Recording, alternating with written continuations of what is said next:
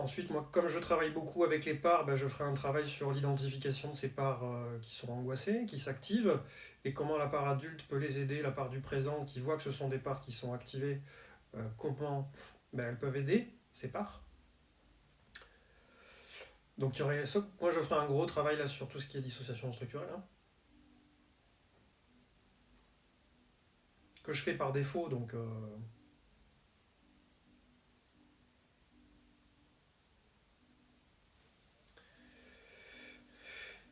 L'attaquois écrit du reparentage, et il n'y a pas de question. Donc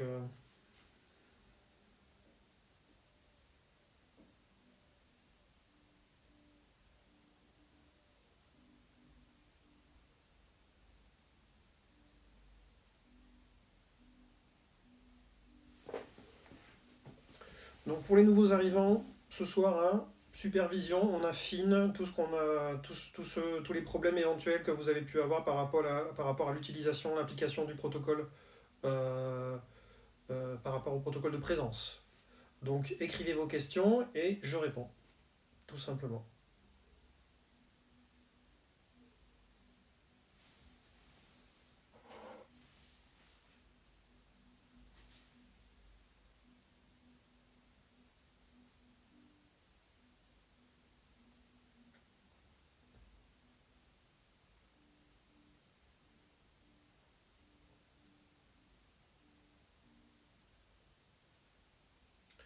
Redéfinir les comportements barrières, qu'est-ce que c'est que ça?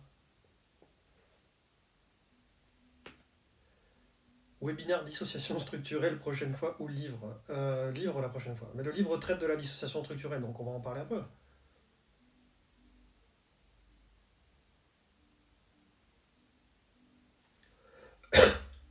Forcément.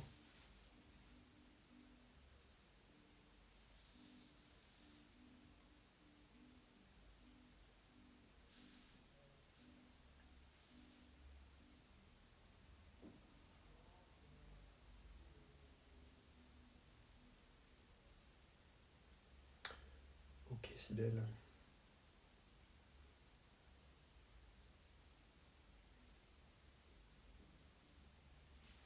Où peut-on se former au réflexe archaïque? Alors, moi, je me suis formé à l'intégration motrice primordiale, donc l'IMP, qui est une technique donc, qui est spécialisée là-dedans.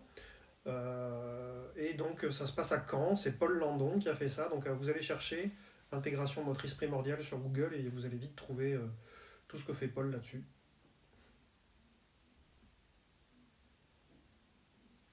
Après, le truc, ce qu'il fait pas, c'est que donc lui ne fait pas l'intégration avec la psychothérapie. Ça, c'est ce que je fais moi. Et on travaille des réflexes archaïques dans mes formations sur le corps, trauma complexe et dissociation. Voilà. On focalise d'abord sur tout ce qui est réflexe de sécurité pour sécuriser les patients, notamment le réflexe de Moreau, qui est vraiment dans le premier module. Et ensuite, il y a d'autres modules là, que je suis en train de développer. Il y aura un module qui sera trauma et réflexe, sûrement. Et surtout, le gros morceau, ça va être un module qui est en train de s'élaborer là sur tout ce qui est réflexe archaïque et attachement. Parce qu'il faut absolument que là, les deux corps théoriques se rencontrent. Il n'y a pas de théorie de l'attachement, hein, dans le travail sur les réflexes purs, malheureusement, il n'y a pas de psychologie dedans. Alors, j'ai pas vu de message là sur les troubles bipolaires. Pendant combien de temps fait-on l'agrippement avant de redemander le SUP? Bah, c'est à vous de voir en fonction de comment réagit le patient en fait. Vous devez sentir s'il est en train de revenir ou pas, s'il est en train de galérer. Faudrait que vous perceviez est-ce qu'il y a un changement d'état interne ou pas.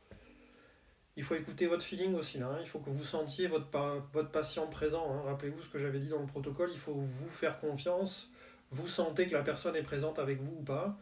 Donc il faut écouter ça. Si elle vous dit ça va, c'est pas un chiffre entre 0 et 10, hein. Il faut qu'elle vous donne un chiffre, qu'elle arrive à évaluer sa présence interne. Et vous aussi, il faut que vous arriviez à évaluer le plus finement possible son niveau de présence avec vous là.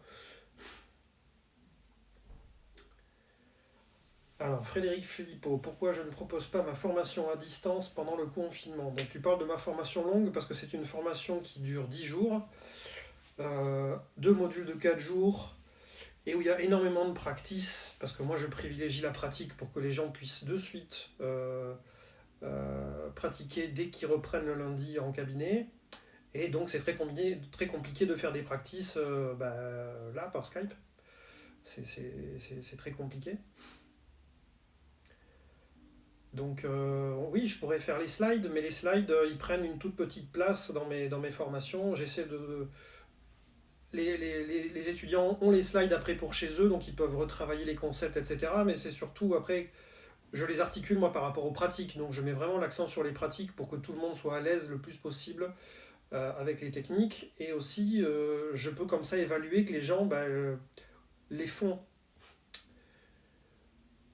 Oui, mais les aspects théoriques, Frédéric, pour moi, s'ils ne sont pas articulés avec de la pratique, ça ne sert à rien. Donc pour de la théorie, il faut faire d'autres formations. Moi, je veux transmettre de la pratique. Alors, Armel qui dit s'allonger au sol, une patiente m'a dit qu'elle avait la sensation de s'enfoncer dans le sol en post-séance. Elle dit s'être endormie plus facilement.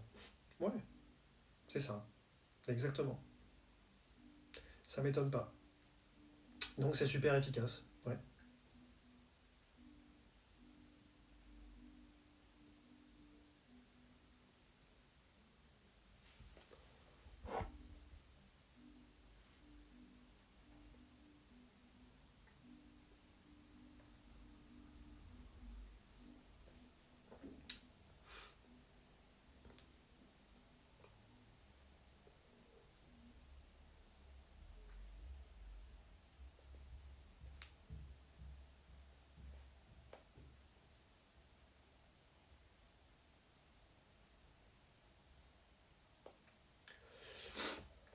Alors Vanessa Michaud qui dit est-ce que faut-il avoir les pieds au sol obligatoirement pour avoir l'agrippement? Non, mais ça aide en fait d'avoir une réponse en fait du sol parce qu'en fait c'est une question aussi de feedback et de sensation. Le fait de faire uniquement les mouvements comme ça dans le vide, ça peut très bien fonctionner puisqu'on réactive en fait effectivement les mouvements d'agrippement. Mais le fait d'avoir en plus le support du sol, ça va augmenter les sensations et ça va augmenter la présence parce que là ils vont être en contact avec ce qui est présent maintenant. Rien à voir avec le sup, mais quand ils sont au sol, on leur demande quoi, me dit Pascal. Mais pourquoi tu l'as mis au sol? Si tu fais le protocole de soutien, tu sais pourquoi. Donc tu vas leur demander de faire l'expérience du sol et de sentir le sol. Donc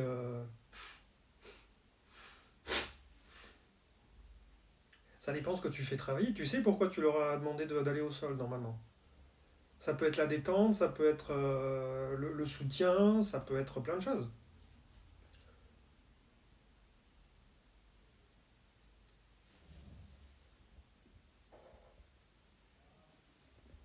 Alors Nataqua, et l'agrippement avec des balles en mousse quand pas la place de se mettre au sol? Oui, bien sûr.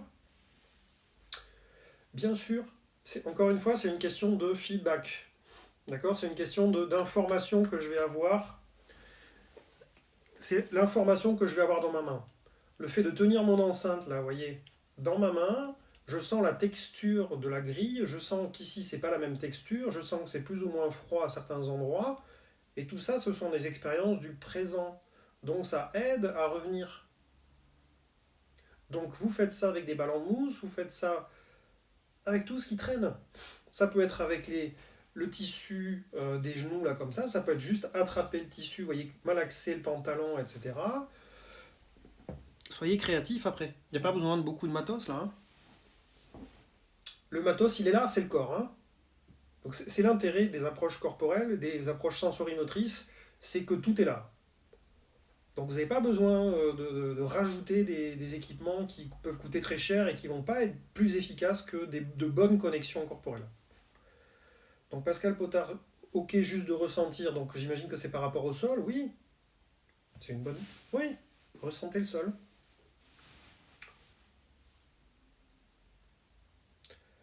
Alors Savmi qui me demande, peux-tu nous en dire plus sur le protocole de soutien? Quand y avoir recours, pour quel patient? Alors c'était l'objet de la vidéo de la semaine dernière. Donc tu peux revoir les vidéos sur ma chaîne IGTV, tu auras les réponses à toutes ces questions-là. Là on est focalisé sur le protocole de présence.